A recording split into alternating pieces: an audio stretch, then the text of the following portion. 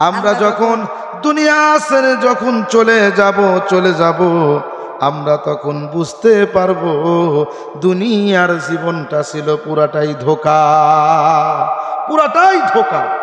যার কারণে আমাদের উচিত হলো দুনিয়ার ভিতরে আখিরাতের কাজগুলো করে নেওয়া।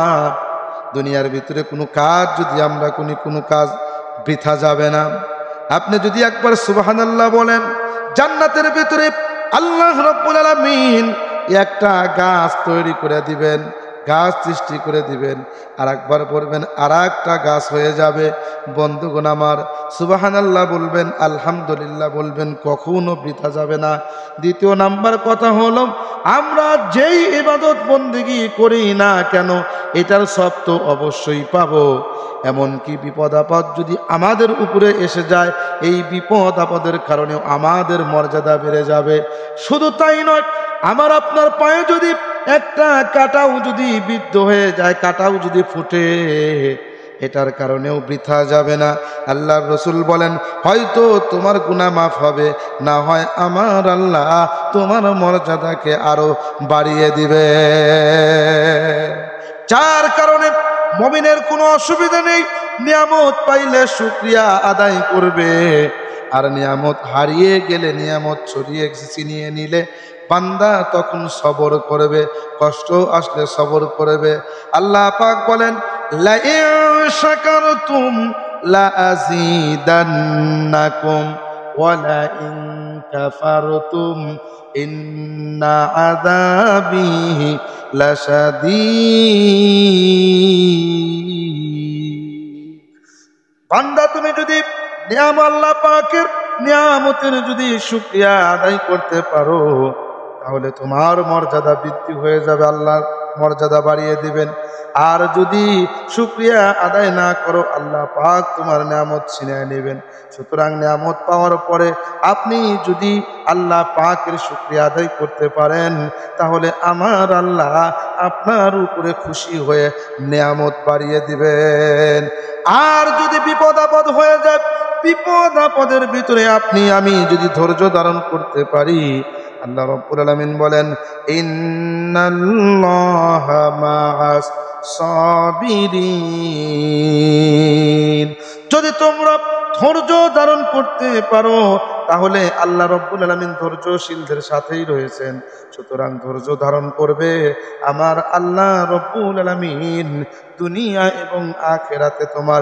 আমার ভাইয়েরা, আজকে আমরা দুনিয়া নিয়ে মত্ত হয়ে পড়ে রয়েছি, কিন্তু একটু চিন্তা করছি না কোন সময় আজরাইল এসে যাবে।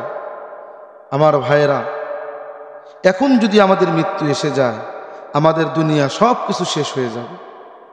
সুতরাং আমাদের জন্য উচিত দুনিয়ার সব কিছু বাদ দিয়ে আল্লাহ পাকের ইবাদতে মনোনিবেশ করা। কেননা এখন যদি আমি মারা যাই, আমার উপায়টা হবে কি?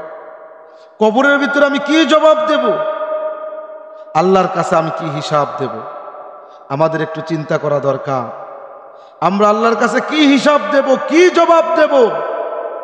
শুধু দুনিয়া নিয়ে ব্যস্ত, কাজ করতে করতে নামাজের কথা ভুলে যাই, কাজ করতে করতে আখিরাতের কথা ভুলে যাই। কিন্তু বন্ধুগণ আমার, আমরা যে একদিন মারা যাব, আমরা যে একদিন কবরের ভিতরে চলে যাব, এই কথাটা কখনো আমরা চিন্তা করি না। এইটা যদি চিন্তা করতাম, তাহলে আমরা অবশ্যই 5 ওয়াক্ত নামাজ আগে পড়তাম। ঠিক কি না ভাইরা আমার? আমাদের 5 ওয়াক্ত নামাজ পড়তে হবে। নামাজ ছাড়া কোনো উপায় আমাদের নেই। আল্লাহ রাসূল সাল্লাল্লাহু আলাইহি সাল্লাম বলেছেন, আউয়ালু মা ইউহাসাবু বিহিল আবদু ইয়াউমাল কিয়ামাতিস সালাহ। কিয়ামতের ময়দানে সর্বপ্রথম নামাজের হিসাব নেওয়া হবে। সুতরাং নামাজ যদি আমরা না পড়ি, তাহলে আমাদের কোনো উপায় থাকবে না। কিয়ামতের ময়দানে নামাজের হিসাব যখন আমাদের কাছে নেওয়া হবে, তখন আমরা তো হিসাব দিতে পারবো না। সেই জন্য ভাইয়েরা আমার, এখনো সময় আছে, এখনো হায়াত আছে। আসুন আমরা নামাজ পড়ি, 5 ওয়াক্ত নামাজে আল্লাহ পাকের কাছে আমরা হাজিরা দেই। আমরা যদি নামাজ পড়ি, আল্লাহ রাব্বুল আলামিন আমাদের উপরে খুশি হয়ে যাবেন, রাজি হয়ে যাবেন। একমাত্র নামাজই মানুষকে অশ্লীল কাজ থেকে বিরত রাখতে পারে। এ কথাটা বলেছেন আল্লাহ পাক। আল্লাহ রাব্বুল আলামিন বলেন, ইন্নাস সালাতা তানহা আনিল ফাহশাই ওয়াল মুনকার, নিশ্চয় নামাজ মানুষকে অশ্লীল কাজ থেকে বিরত রাখে। যেই ব্যক্তি নামাজ পড়বে ওই ব্যক্তিকে আল্লাহ রাব্বুল আলামিন গুনার কাজ থেকে বিরত রাখবেন। যেই ব্যক্তি সঠিকভাবে নামাজ পড়বে, আল্লাহ রাসূল বলেছেন, সল্লু কামা রাআইতুমুনি উসাল্লি, যেরকম ভাবে আমি রাসূলকে তোমরা নামাজ পড়তে দেখো ওই রকম ভাবে তোমরা নামাজ পড়ো। ওই রকম ভাবে যদি তোমরা নামাজ পড়তে পারো তাহলে চক্ষুটা বন্ধ হবে, আল্লাহ রাব্বুল আলামিনের জান্নাত পাইতে তোমাদের দেরি হবে না। সেই জন্য বন্ধুগণ আমার, নামাজকে নামাজের মতো পড়তে হবে।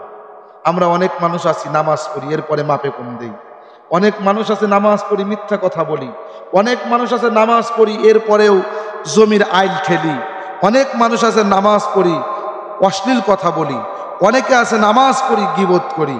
ভাইরা আমার, এগুলা থেকে বাঁচতে হলে আমাদের চিন্তা করতে হবে রাসূলুল্লাহ সাল্লাল্লাহু আলাইহি ওয়াসাল্লাম যেরকম ভাবে যে পদ্ধতিতে আমাদেরকে নামাজ পড়ার কথা বলেছেন আমরা সেইভাবে নামাজ পড়তেছি না।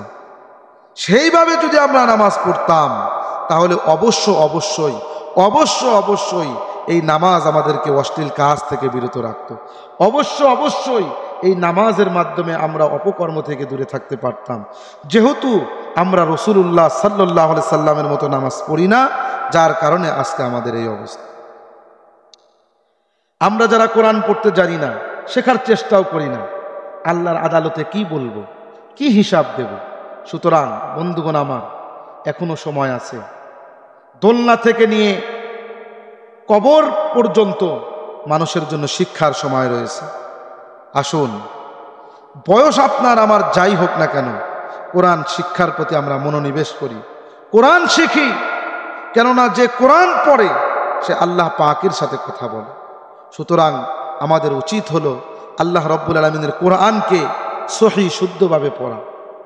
আমরা আল্লাহ পাকের কোরআনকে সহি শুদ্ধভাবে পড়ার চেষ্টা করব। আমরা দুনিয়ার সমস্ত কাজগুলো করতে রাজি আছি, কিন্তু সঠিকভাবে কোরআন পড়তে রাজি না, সঠিকভাবে নামাজ পড়তে রাজি না, ইসলামের কাজগুলো করতে রাজি না। বন্ধুগণ আমার, এই দুনিয়া নামক বস্তুটা আমাদেরকে আখিরাতকে ভুলিয়ে দিয়েছে, যার কারণে আমরা যখন দুনিয়া ছেড়ে যখন চলে যাব আমরা তখন বুঝতে পারবো দুনিয়ার জীবনটা ছিল পুরাটাই ধোঁকা। যার কারণে আমাদের উচিত হলো দুনিয়ার ভিতরে আখিরাতের কাজগুলো করে নেওয়া। দুনিয়ার ভিতরে কোনো কাজ যদি আমরা কোনো কাজ বৃথা যাবে না। আপনি যদি একবার সুবহানাল্লাহ বলেন, জান্নাতের ভিতরে আল্লাহ রাব্বুল আলামিন একটা গাছ তৈরি করে দিবেন, গাছ সৃষ্টি করে দিবেন, আর একবার পড়বেন আর একটা গাছ হয়ে যাবে। বন্ধুগণ আমার, সুবহানাল্লাহ বলবেন, আলহামদুলিল্লাহ বলবেন, কখনো বৃথা যাবে না। দ্বিতীয় নাম্বার কথা হলো, আমরা যেই ইবাদত বন্দেগী করি না কেন এটার সব তো অবশ্যই পাবো। এমনকি বিপদ আপদ যদি আমাদের উপরে এসে যায়, এই বিপদ আপদের কারণে আমাদের মর্যাদা বেড়ে যাবে। শুধু তাই নয়, আমার আপনার পায়ে যদি একটা কাঁটাও যদি বিদ্ধ হয়ে যায়, কাঁটাও যদি ফুটে, এটার কারণেও বৃথা যাবে না। আল্লাহর রাসূল বলেন, হয়তো তোমার গুনাহ মাফ হবে, না হয় আমার আল্লাহ তোমার মর্যাদাকে আরো বাড়িয়ে দিবে। যার কারণে মুমিনের কোনো অসুবিধা নেই, নিয়ামত পাইলে শুকরিয়া আদায় করবে, আর নিয়ামত হারিয়ে গেলে, নিয়ামত ছিনিয়ে নিলে বান্দা তখন সবর করবে, কষ্ট আসলে সবর করবে। আল্লাহ পাক বলেন, লা ইন শাকারতুম লা আযীদান্নাকুম ওয়া লা ইন কাফারতুম ইন্না আযাবি লাশাদীদ। বান্দা, তুমি যদি আল্লাহ পাকের নিয়ামতের যদি শুকরিয়া আদায় করতে পারো, তাহলে তোমার মর্যাদা বৃদ্ধি হয়ে যাবে, আল্লাহর মর্যাদা বাড়িয়ে দিবেন। আর যদি শুকরিয়া আদায় না করো, আল্লাহ পাক তোমার নিয়ামত ছিনিয়ে নেবেন। সুতরাং নিয়ামত পাওয়ার পরে আপনি যদি আল্লাহ পাকের শুকরিয়া আদায় করতে পারেন, তাহলে আমার আল্লাহ আপনার উপরে খুশি হয়ে নিয়ামত বাড়িয়ে দিবেন। আর যদি বিপদ আপদ হয়ে যায়, বিপদ আপদের ভিতরে আপনি আমি যদি ধৈর্য ধারণ করতে পারি, আল্লাহ রাব্বুল আলামিন বলেন, ইন্নাল্লাহা মাআস সাবিরিন। যদি তোমরা ধৈর্য ধারণ করতে পারো, তাহলে আল্লাহ রাব্বুল আলামিন ধৈর্যশীলদের সাথেই রয়েছেন। সুতরাং ধৈর্য ধারণ করবে, আমার আল্লাহ রাব্বুল আলামিন দুনিয়া এবং আখিরাতে তোমার জিম্মাদার হয়ে যাবে।